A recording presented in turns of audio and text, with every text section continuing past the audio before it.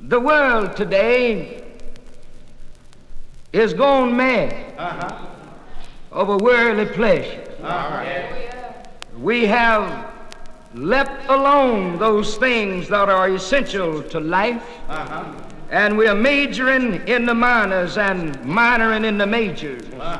Those things which are most important, we have laid them aside. Now, I don't want you to feel that I am a psychologist, a sociologist, and a philosopher tonight. But through observation, I have discovered that we are not only living in an age of guided missiles, when men are in search for the moon, but we are living in an age when men and women are gone wild and mad over lovemaking. Even the little child under 12 is talking about making love. The teenagers, the middle-aged, and grandmother is talking about love making. Love making is in the mind, of everybody. When you see a group of people standing around, they're talking about love making. It's in the mind. It's in the mind today. Most of our songs that are popular and are hit numbers today are songs that have taken on for special appeal the god of sex. And even the dances of today, such as the twist, the watusi, and the mashed potato, and the dog, and all of those things are designed for sexual excitement. We're serving the god of sex. And we feel that this is it. And so we say that it's love. And we have used this word love so carelessly, and it hurt me to my heart because of the fact we have allowed love to fall in the wrong category. Love so sweet. Love such a precious word. Love such a sacred word. Yet we have made it so vulgar. We have made it so vulgar until a man can't say to a woman in the church, I love you. A woman can't say to a man, I love you, because we will take the wrong attitude and we will get the wrong idea. But this word was intended to be a powerful word and a sacred word. We have made this a vulgar word.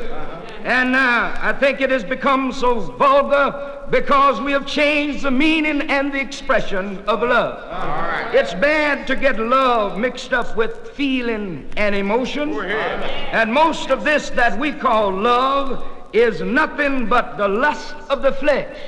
And it is nothing but a mark of pleasure. That's all that it is. And we love to hear it. I know I want to be loved myself. And I like to hear somebody tell me that they love me. I know ones that have time they don't mean it, but I like it for them to tell me that they love me, because everybody wants to be loved. But this thing called love, that we call it, in the form in which we call it, have caused women to sacrifice their happy home, have sacrificed a lifetime of happiness for one moment of pleasure. It has caused businessmen to lose out in the business. It has caused preachers to be kicked out of the pulpit. It has caused kings to be dethroned. And not only that, but it has caused many of us to lose our best reputation in the community over something that we call love. This song the other day making whoopee that it's cheaper to let it alone, because it'll certainly get you in trouble. And I believe that he's right. In most instances, it's something that will get you in trouble. This thing has caused promising young girls to have to quit high school before graduating. It has caused young men to have to give up a prosperous career. It has caused college persons in their senior year to have to walk off a campus. It has caused a number of things to happen to us that has proven to be not as good as it seems. But this love will not last, in which we are talking about here. It's only a temporal love and a passion at most. And I wonder sometime how really we can call it love. A man meet with a young lady, probably have met her before, and he began to talk with her, and he passes a compliment. Perhaps her hair look good, or your eyes fascinates me. And then he carries her to dinner. And from that point they become intimate, and then they go somewhere else, and they just keep going and going until finally he takes her and embraces her in his arms, and tell her that her eyes look like the stars in heaven, and her cheeks look like peach, a ripe peach. They are rosy, and her lips are ruby. Sugar seemed to be dropping from it like honey from a honeycomb. And he also tells her that she was the best looking that he ever seen in his life. And then he embraces her, and he kisses her tender lips with a kiss that sends her completely out of this world. And she doesn't come to herself. And then the next morning she look at herself and say, I've harmed myself. I'm ashamed of myself. But still she will say it was certainly sweet to be loved by him. But now this was only a passing and a flash. This is what you call love. Love making is all in the mind today.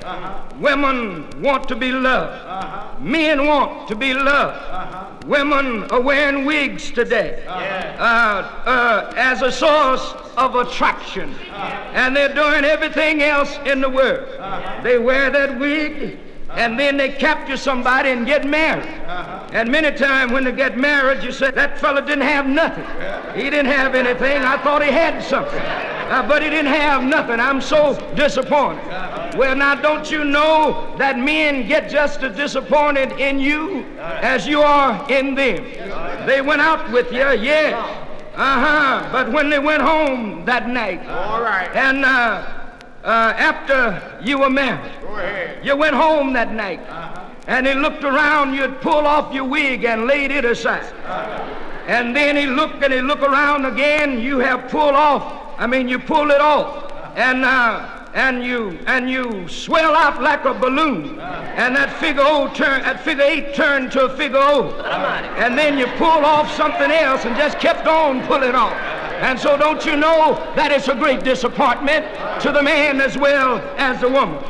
A young man went crazy and went to the asylum one time, and while in asylum he was crying, Mary got married, she doesn't love me. I love Mary. And he walked down the hall, he found another fella in the asylum, and he was crying, Mary, oh Mary. And he said, what's your trouble? I love Mary. He said, well, you crying because you didn't marry Mary, and I'm crying because I married Mary. And both of them went crazy, and both of them was on the inside. Have mercy, Lord. Love making is a terrible thing today.